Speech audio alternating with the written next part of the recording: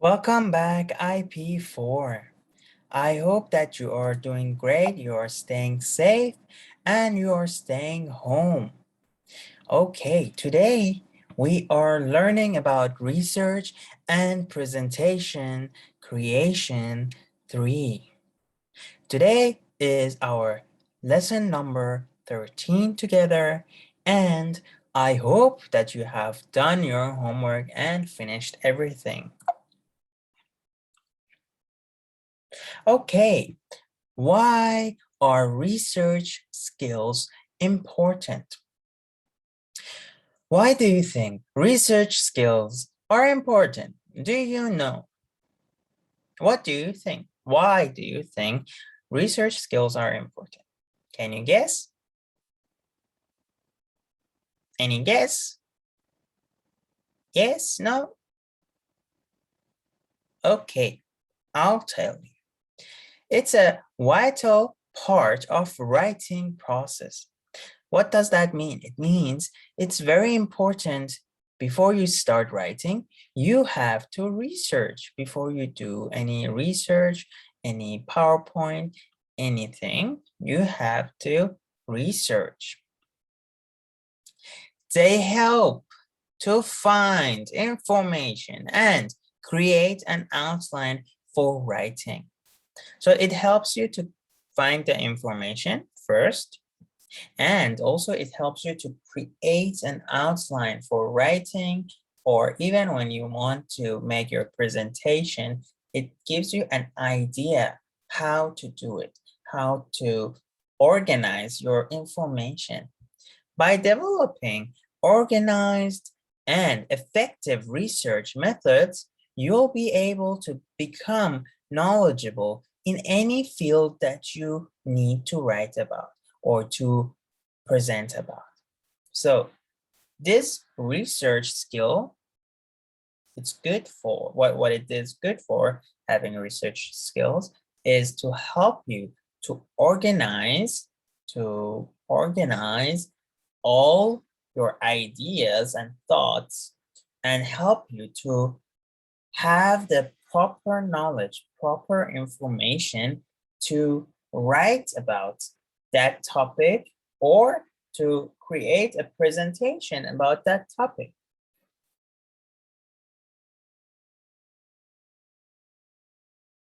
How to be better at research? First, start broad. Okay, so start broad. Then dive into specifics. What does that mean? It means just search the topic first, the thing that you're interested in, or the category. And then once you have the broad idea, the overall idea, the total idea, you understand what it is. And then you can specify and go into the detail, because you already know the overall idea, the branches of each, you understand already. Basic internet search to get you started. Online resources like Google and Wikipedia, while not always accurate, are a great way to understand your overall topic, since they usually give a basic overview with a brief history and key points. So usually Wikipedia or some websites on Google might not be very helpful or reliable, but it's a good start to start searching from there and understand, and understand what's going on, understand the overall topic, some history, and some key points. It helps you to have an overall understanding. Learn how to recognize a quality source. Not every source is reliable, so it's crucial that you can recognize the good source from the not so good source, okay? So as I told you, we have so many unreliable information out there. So you have to make sure that the the content that you are using, the information that you are using is reliable. Otherwise, your research or PowerPoint might not be as good as it should be. Social media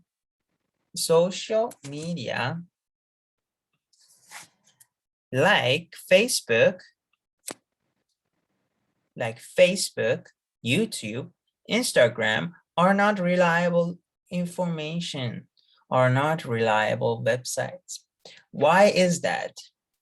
It's because they are trying to sell products or the opinions of one person.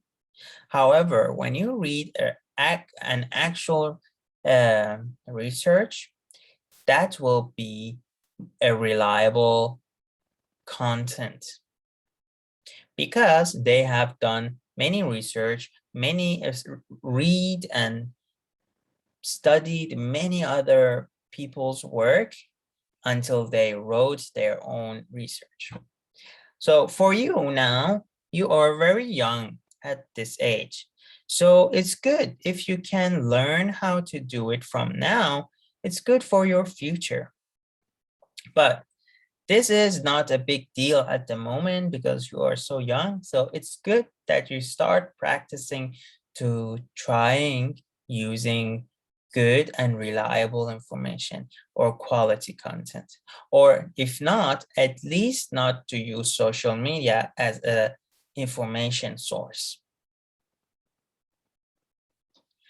To determine a reliable source, you need to use your analytical and critical thinking and skills.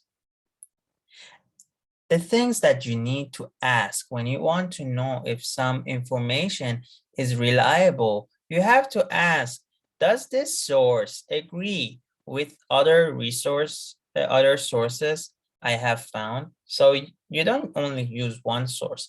You have to have many sources and compare. You have to compare. You have to read both sources and see, okay, is this reliable? Is this okay? Is it saying the same thing as the other research? Is the author an expert in the field? So for example, I am your computer teacher, right? So I have some skills in teaching computer, right? So if I write something about math or about science or about some subject that it might not be related to my field, maybe you have to make sure that what I wrote correct because it's not my field, right? That's an example. Okay, so when you read something, make sure the author, the person who wrote that paper or that research or that PowerPoint is suitable or has studied that field and is qualified to do research, and he or she are an expert. All right, the next question you have to ask is, does the author's point of view have a conflict of interest regarding this topic? So you have to make sure that the author is just doing it based on research and has no agenda for this research. Agenda, I mean, like, for example, he is not trying to sell anything to you. He's not trying to make you believe him that, okay, hey, this is great. You have to buy this. If like that, his research is not accepted. And also, so basically you have to make sure he doesn't have a conflict of interest regarding a topic. So conflict of interest can be that also if he is working for a company and he's making a research about that company, maybe you cannot trust that research. Maybe you cannot trust that PowerPoint. Maybe you can, maybe you can't. So that's up to your skills and how you can determine if it's reliable enough or not. Don't forget, you have to compare all these different research to each other to make sure it's reliable. But as I told you already, you are very young. So at the moment, maybe you will not have to do all this. Maybe you have not to study. You don't have to study all this in such a detail, but you will use it in a few years. All right. So make sure you can develop your skills from now and practice doing good research that can help you in the coming future, which will be very helpful for you. All right, verify information from several sources. The internet is a big place, and for the most part, anyone can say whatever they want online. So I can say 2 + 2 is 5. Is that correct? No. 2 + 2 is 4, right? 2 + 2 is 4. But on the internet, I can say whatever. I can say 2 + 2 is 10. Wrong. But it's the internet. I can say whatever I want. So don't always believe internet. There are plenty of unreliable resources out there. Make sure that whatever you find in your research, several different sources can verify that it is true. So if you find on the internet that it's saying 2 + 2 is 10, do more research, check other authors, other writers. What did they say? Did they say 2 + 2 equals 10? Or did they say 2 + 2 equals 4? Which shows that he or she is either wrong or right.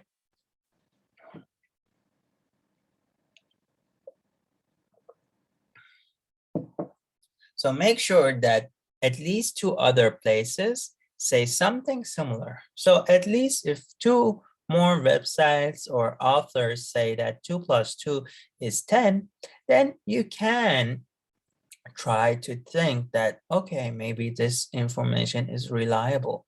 But again, something as simple as 2 + 2 is 10 or 4 is very simple. So most of you, I think, know that 2 + 2 is 4, right? So make sure your information is reliable. Be open to surprising answers. What does that mean? It means good research is always about finding answers to your research questions, but not always it will have the answer that you expect. So it should not always necessarily verify what you already think you know. So maybe you are wrong. Maybe you think that 2 + 2 is 10, but when you research, you will be surprised that, oh, 2 + 2 is 4, I'm wrong, right? So you have to be open to surprises. You might have some surprising answers to your research question or to your topic. Sometimes the answers are different. Okay, so sometimes the answer to your question when you search online might be different from what you think you will get. So it will be a big surprise.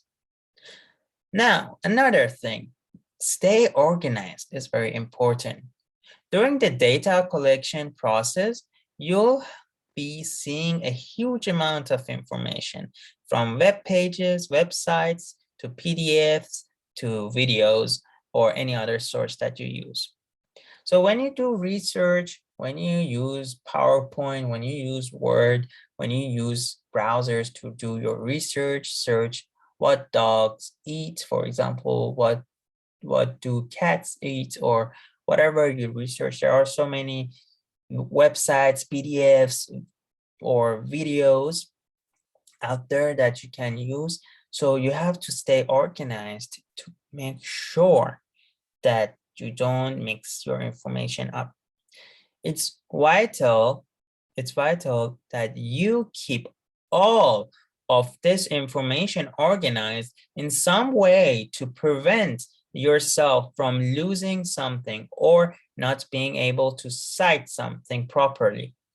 So when you do the research, obviously you have to have reference, you have to have citation. So reference and citation are quite similar. So you have to name. What does this mean? It means you have to name the website or the person who writes this research, who take this picture, or you have to give the credit, okay?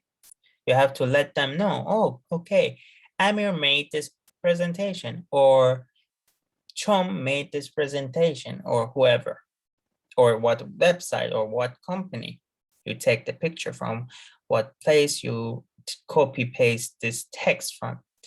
Bookmarks in your internet browser, index cards, and notes or anything that can help you to keep updated information on your citations is good to help you to stay organized. All right, sort fact from fiction. What does the ending of a website URL mean? Government websites ending in .gov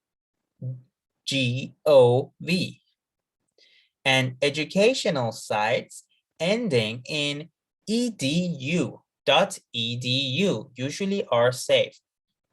So these two types of websites are usually safe to use and also more reliable information are there because it's from the government and it's from educational platforms. Sites ending in .org are usually run by nonprofit organizations, which can be useful or not useful, depends. On commercial websites ending in .com, check to see if the site has advertisement, because if they have advertisement, it's not reliable. Don't forget that. Be better at research. Sort. Okay, I have talked about this already.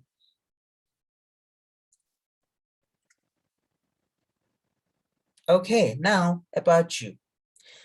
Stay focused. Stay focused. Log off of your social media and email, or even turn off your phone. If you need to take a break, make a note of where you are before you walk away from your computer.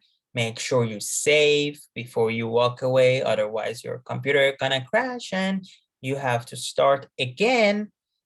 And taking a 5 or 10-minute break from the computer every hour works well for most people. Use the time to move around and stretch a bit, because nowadays we are staying home because of COVID-19 and behind our computers. So it's good to have some movement, not be behind the computer all the time. So try to take breaks sometime.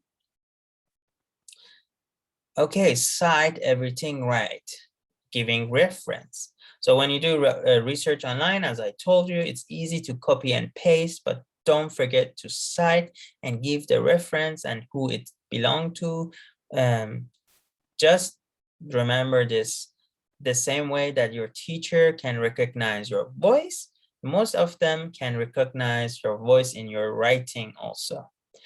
So identify the text you quoted and add the citation before moving to the rest of your paper or PowerPoint. So always maybe in your PowerPoint, you can add a footnote down here, the name of the writer, or add the URL of the website or the company name, or if not every slide, you can add all your references or citations at the end of the PowerPoint.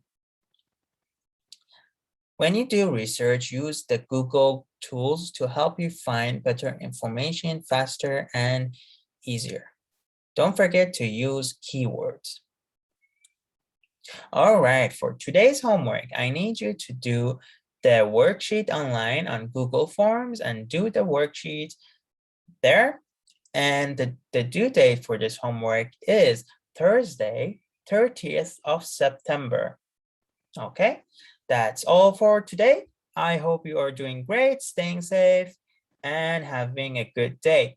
Take care. See you next week, and have a good day. Bye-bye.